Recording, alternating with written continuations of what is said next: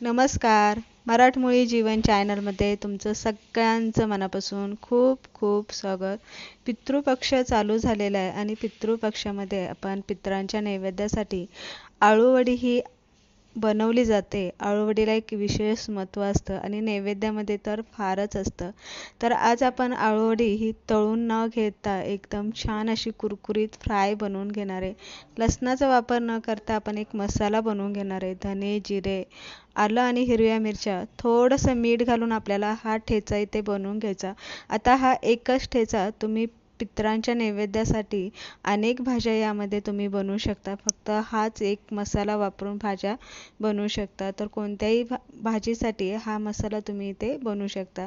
तर इथे मी आपली गावरानची आळूची पानं असतात ती स्वच्छ धुवून निथळून घेतलेली.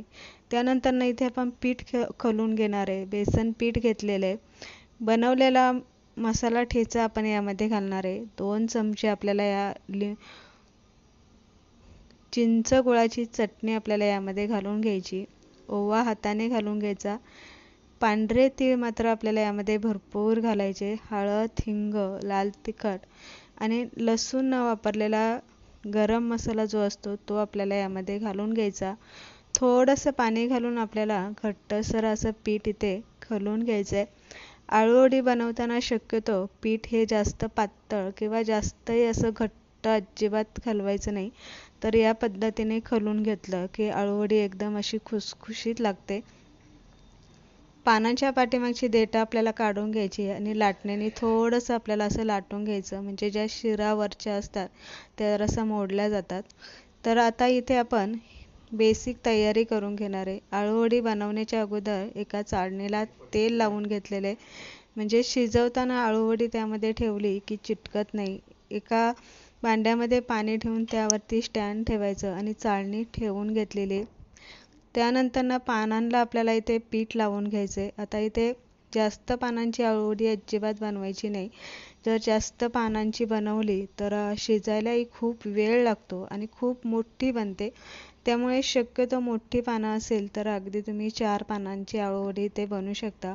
पण माझ्या पद्धतीने जर अशी तुम्ही छोटी आणि कवळी पानं घेतली तर जास्तीत जास्त तुम्ही 6 पानं इथे वापरली तर आळूवडी खूप छान बनते आणि व्यवस्थित मोठीसुद्धा बनते. पीठ जरासं आपण इथे जास्त जाड लावून घेतलेलं आहे, कारण आळूवडी आपण इथे तळून घेणार नाही तर फ्राय अशी कुरकुरीत करून घेणार आहे. जास्त पीठ लावल्यामुळे काय होतं, ती व्यवस्थित अशी कुरकुरीत बनते आणि खायलासुद्धा छान लागते. पीठ लावून घेतलं की चारी बाजूने आपल्याला पानं अशी दुमटून घ्यायची आणि त्यावरती आपल्याला थोडंसं तुम्हाला वाटलं तर पीठ लावून घ्या, नाही वाटलं नको असेल तर नाही लावलं तरी चालेल. मी लावलेलं नाही. पुढच्या साईडला मात्र आपल्याला थोडंसं पीठ लावून घ्यायचं, म्हणजे आळूवडी व्यवस्थित चिटकली जाते आणि शिजताना किंवा फ्राय किंवा तळताना ती अजिबात सुटत नाही. आता हीच आळूवडी तुम्ही इथे तुम्हाला कुरकुरीत अशी तळून जरी घ्यायची असेल तरी तुम्ही इथे घेऊ शकता. पण आज आपण आळूवडी जास्त तेलाचा वापर न करता एकदम अशी पॅनवरती फ्राय करून घेणार आहे. आळूवडी आपली इथे बनवून तयार झालेली आहे. त्यानंतर आपल्याला कढई गॅसवरती ठेवायची, वरनं झाकण ठेवायचं आणि अगदी 10 मिनटं आळूवडी आपल्याला इथे उकडून घ्यायची. 10 मिनटानंतर व्यवस्थित उकडली गेलेले चाळण आपल्याला बाहेर काढून घ्यायची आणि थंड करून घ्यायची. आता एक सगळ्यात महत्त्वाची टिप तुम्हाला इथे सांगते. आळूवडी आपली तेलात जेव्हा सुटते, जेव्हा आपण बनवून ठेवल्याच्या नंतरनं जर तुम्ही ती लगेच केली नाही तर ती तेलामध्ये सुटते. ताजी ताजी असताना जर तुम्ही तळली तर ती अजिबात तेलामध्ये सुटत नाही. थंड झाल्याच्या नंतरनं आपल्याला इथे आळूवडी कट करून घ्यायची या पद्धतीने. आता मला तळून घ्यायची नाही आहे म्हणून मी पातळ अशा ह्याच्या चकत्या करून घेतलेल्या आळूवडीच्या. पण जर तळणार असाल तर इतक्या पातळ तुम्ही कट करू नका, थोड्याशा जाड कट करा, म्हणजे तेलामध्ये सुटणार नाही किंवा त्या जास्त तेलकट किंवा जास्त कुरकुरीत सुद्धा होत नाही. तर इथे आपण कट करून घेतलेलं आहे. पॅनवरती फ्राय करून घ्यायचे आहे. पॅनला पहिलं आपण तेल लावून घेतलेलं आहे आणि त्यानंतर आपल्याला आळूवडीची एक एक वडी ठेवून घ्यायची. कढईने तेल सोडायचं.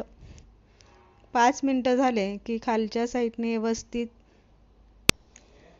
व्यवस्थित सोनेरी कलर आला की आपल्याला उलट्या करून घ्यायच्या. जास्त वेळासारख्या उलट्या करायच्या नाही, नाहीतर आळूवडी काय होतं, सुटली जाते. उलट्या करून घेतल्या की परत थोडंसं आपल्याला तेल यावरती उलटण्याने पसरून घ्यायचं आणि परत खालच्या साईडने 5 मिनिटभर इथे चांगला सोनेरी कलर येईपर्यंत परतून घ्यायच्या. आता इथे गॅस मात्र आपल्याला बारीक ठेवायचा आहे, मोठा ठेवायचा नाही. मोठा ठेवला तर फक्त वरनं त्या भाजल्यासारख्या वाटेल, पण आतमधनं त्या तशाच कच्च्या राहील. म्हणून आपल्याला बारीक गॅसवरती चांगल्या फ्राय करून घ्यायच्या. बघू शकता न तळता सुद्धा पॅनवरती आपण शालो फ्राय करून घेतलेली आहे. मस्त अशी कुरकुरीत झालेली आहे. कलर सुद्धा खूप छान आलेला आहे. अशा पद्धतीने एकदम झटपट आपण इथे पारंपरिक पद्धतीने आळूवडी बनवून घेतली. रेसिपी आवडली असेल तर लाईक